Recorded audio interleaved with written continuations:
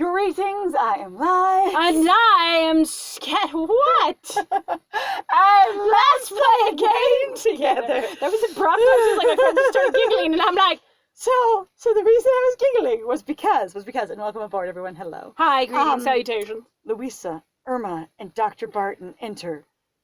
Ow. Sorry about your butt. She got. There's no reason for this, but that's where my brain went. That's So because it's we're fine. juveniles. It's fine. I am extremely juvenile. It's I'm fine. so mature. Honestly, Alright. I'm perfectly mature. It's true. Because it doesn't require being young, and there's nothing inherently required to be young to be a pervert. That's true. It's fine. Perverts exist at all ages. Aha! Wow. I hate to interrupt, but, I was afraid you might be mistreating a patient inappropriately again. and I wanted to be in on it for once. And I thought, like Mom, I would stop you. Pretty much. Dr. Barton needs to examine Rena. Rena needs her examination. I need to examine her renal. Oh dear. That's what I keep thinking of every time. Is that okay with you, mister? For you. For you. Is that okay for you, mister? We're not even going to talk about to or for Rena or her experience. This is really just about mister, isn't it? Like, why would this have anything to do with Mr.? I think what she's asking, is it okay for us to cut you off here? Like, are you ready for, are we interrupting you or not? I think But that's also, what that is. You should ask Rena, But not just mister. It should be way more about Rena. Or you don't ask Rena, you tell Rena, and it's not about Mr. at all, and you say, excuse us, Mr. Your time is done. Kind of thing. Not like, is that okay for you? You just go, does that work for you? Going, or no. You address both of them rather than just one or the other because they're clearly engaged in a conversation. You just go, hey, is that all right with you guys? We got to do this thing. Hands still frozen in the air and a high five. You caught us! Oh, God! Oh, God! I right. imagine this getting caught thing would be way more, in classically like, oh no, if you'd actually kissed her on the forehead kind of thing. If you leaned in and kissed her on the forehead and suddenly everyone walks in, it'd be very, very much more climactic of, holy shit! What if they saw me as I throw myself back into my wheelchair, miss and throw myself on the floor, tumble in front of the three people entering the room, the wheelchair clattering over, Rena, whoa. All of them, holy shit as well! Are you all right? Are you okay? Of course. I'll be going now. Because I couldn't just, like, last time I wanted to follow Rena to her treatment. I keep asking about her treatment and what's going on with her. All the time, Mr. is going, Rena, tell me information about you. Everyone else, give me medical information about her. And now, her treatment's going to happen. I'd better leave before I learn anything. Oh, no. So, yeah, his character's pretty inconsistent, honestly. Why, dude? So... bye for now, Rena. This is so artificial, non-human talking. With a tiny little hand gesture like, still, high five is ours and no one else's. Yeah? A little conspiratorial gesture and nod towards her. Her. I really, though, still am just like, this is such inhuman dialogue. It does. And like, there's still no sound at all. Like, the game just ate the sound. We haven't changed anything. Yeah, for some reason. Yes! See you later, mister! Again, like, the reason why I think, like, the sound dropping would have fit more with the kissing thing is because it's supposed to be, oh no, you were caught, and you're supposed to be seized with indecision or something. And I'm going, is your really, like, your flowchart tree in the making of this game, and the actual mechanics of this game, tied to once it hits this point, and then it goes off until it comes back to the other point? You could have it follow the tree that's less dramatic. Right? And just stay sound on, I guess? I think, honestly, this time, as far as I can tell, it almost seems like they're prioritizing the premium options more, which is a weird thing to say because we clearly haven't really picked many of them, and I have no idea what they really look like. They could just literally be off on the side because of poor writing. Or they could be very much off on the side where it shouldn't affect your, well, it obviously doesn't affect your regular flow tree at all, so it wouldn't be hard to tie the music to one side and not the other, I would think. Yeah, I don't know. And good morning, Dr. Barton. There we go. He's finally back. That we can see both of them at once, and he's just there with his, like, again, iPad. Do you know how ridiculously inhuman, like, Rena looks cartoon next to, like, silhouette of more realistic human being? Do you know how wild putting them side by side makes this look really strange? Takes a stock photo, traces around the realistic human silhouette, What's it with your animal girl? Perfect. Perfect. It's exactly what I wanted. Good morning, young woman. I hope you've had a wonderful sleep. Not a good night or you've rested well. Again. A wonderful sleep. I'm just getting like this whole game performed, like even if you just performed it straight through, no dialogue, like commentary or anything, and just read the lines, played them straight, but emphasized everything a little bit hard with a little bit of pause. It would sound terrifying and fake, like so hard. I thought Dr. morning. Barton was terrifying when we first started this. I know! So much of this game feels weirdly ominous. Like we might have made a choice to deliberately handle freshman fantasies as sort of a horror after a while. But this one feels creepy, and maybe it's just the hospital vibe. Who knows? Maybe? I always do, thanks to this comfy mattress. It's nothing else. It's not the lighting in my room, or that I feel safe, or that the drugs knock me out, or that, it's just this comfy mattress. Again. Or that I have a good bedtime routine, or I'm just a good sleeper. Just really unrealistically Random, bizarre super dialogue. specific things everywhere. And I feel like it may be just like, I think I want to just agree at this point that it is a translation thing, that the synonyms for there of implying the bed helps you sleep well turns into comfy mattress in English. Maybe? I don't know. No. But I think I'm just going to go with that. Louisa taps me on the shoulder. After I said I would leave, I stood there and watched everyone talk and forgot to leave. Yeah, pretty much. Damn. Time to go. Let me take you back to your room. But I said I was leaving. Don't I just get to say I'm leaving and that's... And then actually leave? Or that's good enough. And then if I say I'm leaving and I move back, and then I don't finish leaving, but no one tells me to leave, that means I get to stay. It's an implicit invitation to stay, right? Right? Not explicit, just implied. I'll go back to my... let's go, Louisa! Yeah, because then I can spend time with you, I guess. Robot dialogue. Louisa pushes me out of the door. I turn around, and the last thing I see before the door closes is Rena's smile.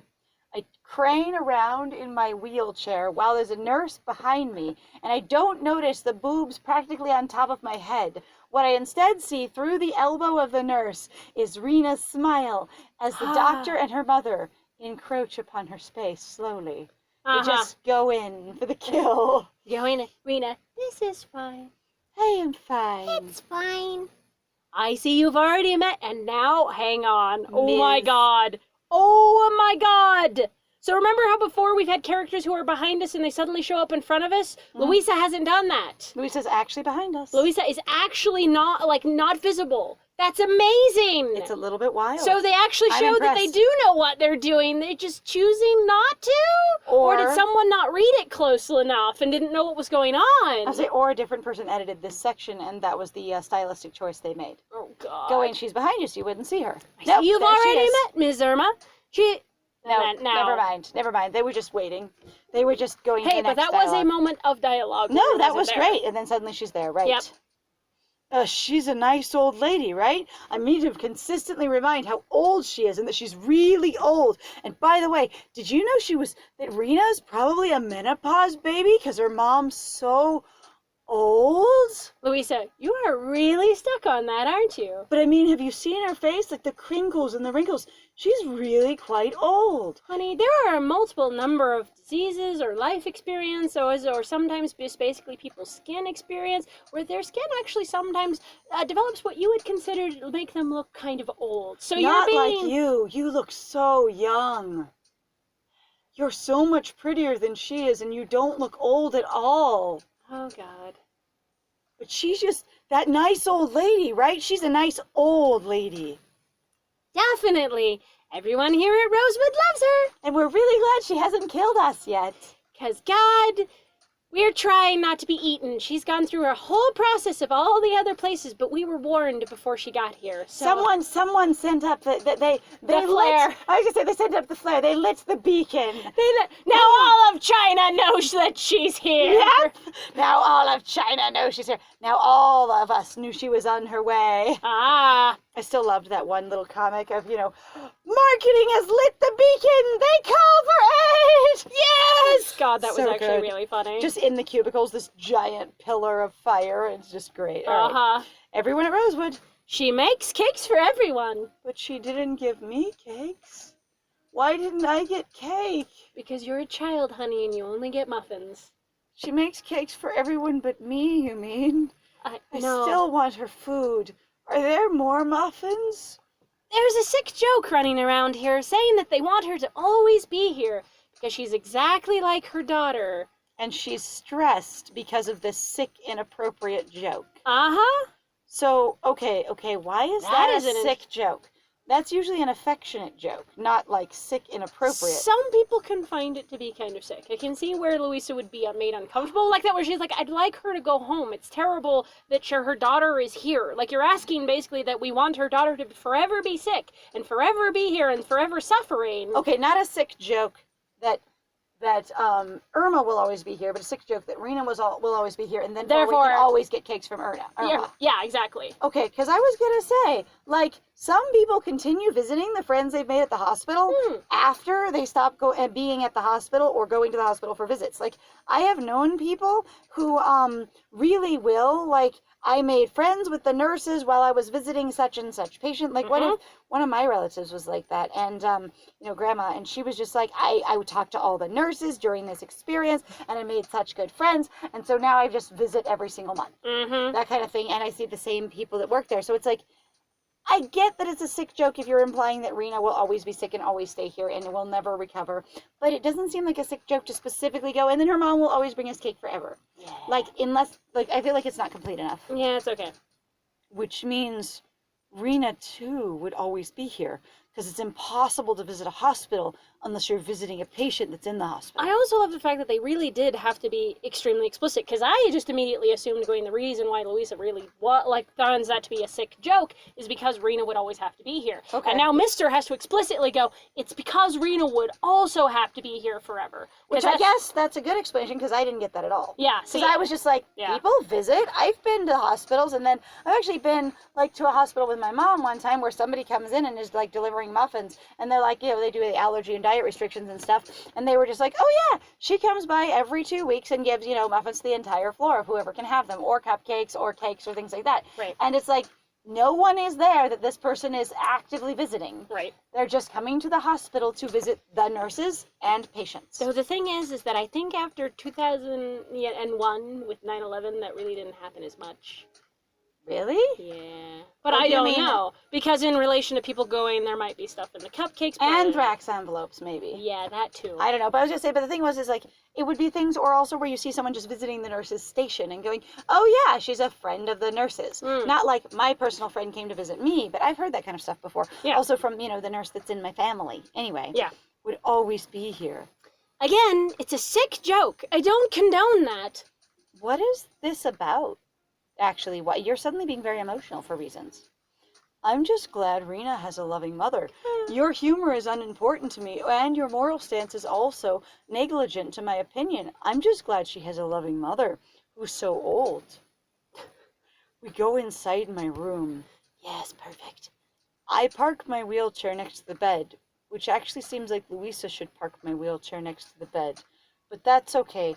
Apparently she just accompanied me and didn't actually push my wheelchair this time, which is very different compared to the other experiences I've had. While Louisa cleans the sheets. What? She's not changing the sheets, she's cleaning them. The sheets?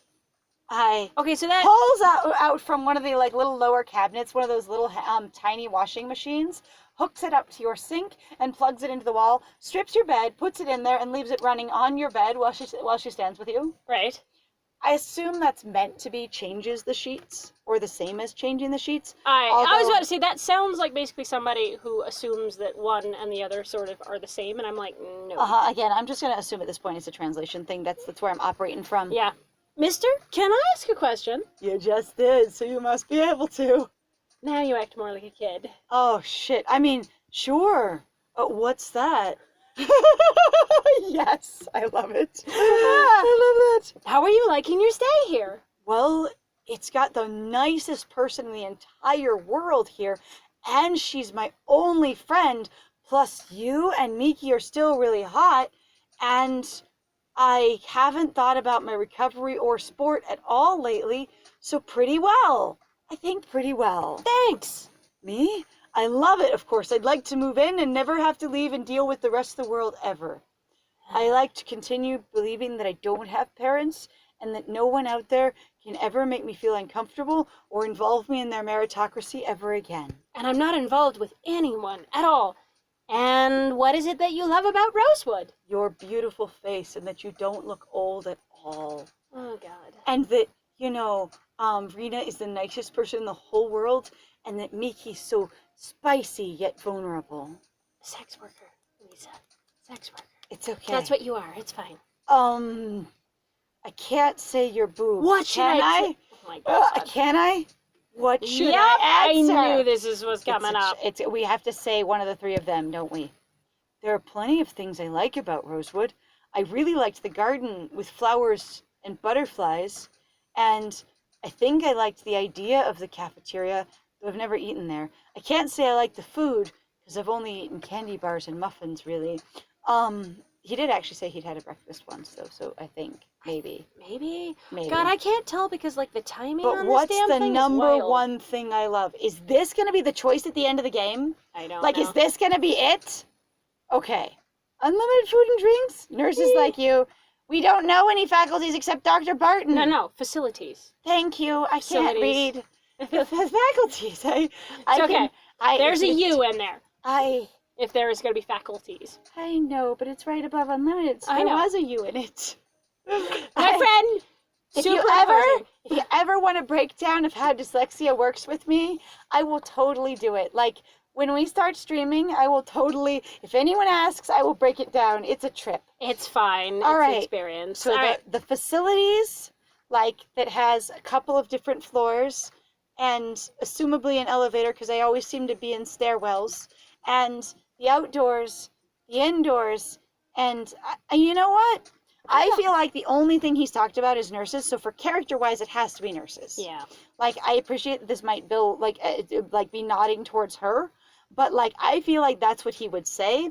Like, he's shy, but he doesn't seem to be shy in this moment. Like, the coding leading up to it of, I'm really nervous about talking about you or to you, doesn't seem like it's there. So I think it's nurses. also like none of the other parts have been important. We've Exactly. never brought up the facilities. We've never brought up unlimited food and drinks. Ever. Like, at all. Like, the implied availability of drink with your own personal mini fridge is there, but like unlimited food hasn't been mentioned at all, except that you pay for vending machines, so that's definitely not unlimited. Yeah.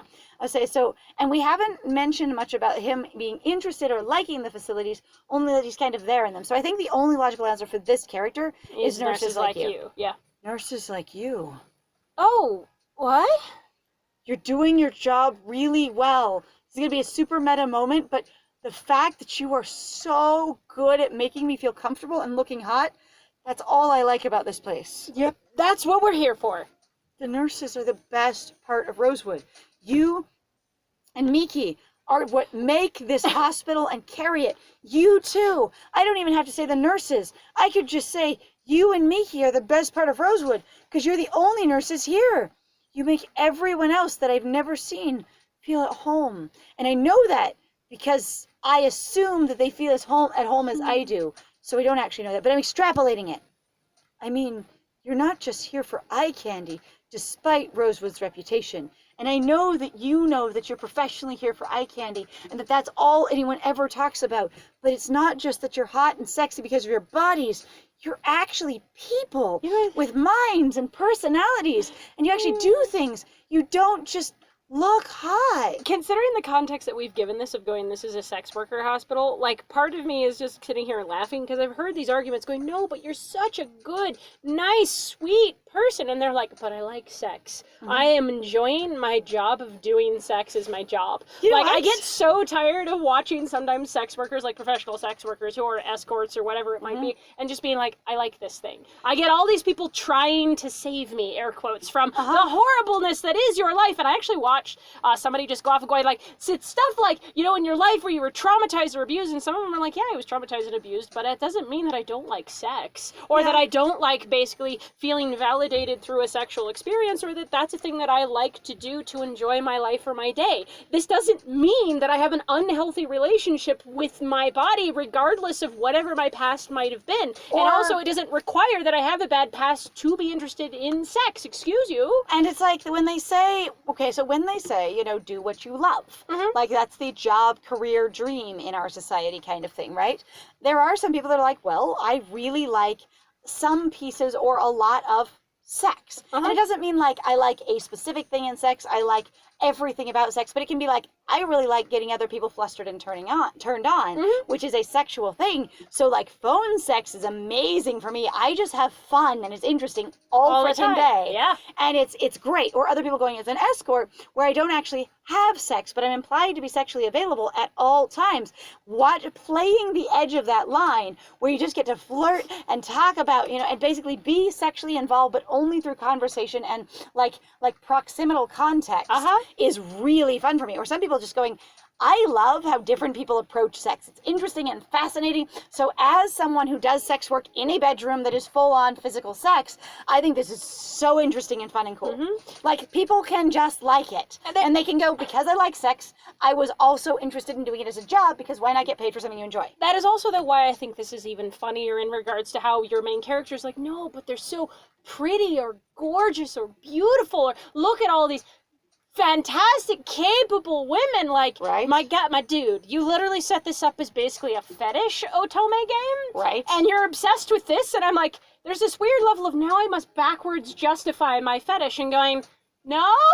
Like, just enjoy the fact that you have sexy nurses and be like, hey, babe, and specifically for the stylization of the two adults in this game is like, they're meant to be hot, they're meant to be sexy, and your character's constantly like, so pretty, oh my God, look how smart, and you make everything so homely and friendly, and I'm like, you are trying so hard to make this not about sex when this so much is. What you've got to realize is that they're whole real people, because you can't have romantic feelings for someone if it's just about sex, which is not true at all. I know. And you can't think someone's, you know, actually important if it's just for their sexuality, which is not true also. And you can't And what I just want to do is de-objectify them and go, you're not just pretty, you're people, which is cool for real life, because people are real, actual people, and they're complex. And we do associate sex work often with a lower class of person going, wow, I didn't realize they were so smart and funny and interesting. It's like, sex work does not make you stupid or basic in any way. And actually, in some cases, as far as I can tell, with the sex workers that I have ever seen, many of them are incredibly capable and very intelligent. Some of them have college degrees up to masters and doctorates, but it pays more to do sex. There is literally a joke about lawyers who paid for their going to school for their degrees by doing strip clubs. Like that was their job, sex work. And there are other people also, like there's even one that's actually, it's a professional take, or a fictional take on a real experience, where there's a hot doctor in one doctor show. I've never seen it, but I've seen the meme online where they did all the screen caps. And someone's like, why are you here? You do sex work. You could just keep doing sex work. She's like, I did sex work through college so that I could pay for this. And here I am, accredited, capable doctor with a good job and no debt. Can you say the same? And it was like, it pays well, so far as I understand, especially if you know where to go. Which also, though, to me, is also reflective of the fact that we are shit at paying our doctors/nurses, and we have, like, I actually was just talking to my friend recently about where I was like, I wish they had greater incentives to encourage nurses, doctors, CNAs, anybody who works in the medical field at all, and also teachers. Like, seriously, teachers and professors and the like. But we don't have that here in the United States, because fuck us, I guess. So anyway, thank you very much, guys, then, for joining us. If you like what we do, please feel free to like, comment, subscribe, and also feel free to share our videos. Also, please feel free to go check out our Ko-Fi or Patreon. We got some links in the description down below. And I have been Scandal. And I have been Lies. And it was great playing with you. Bye!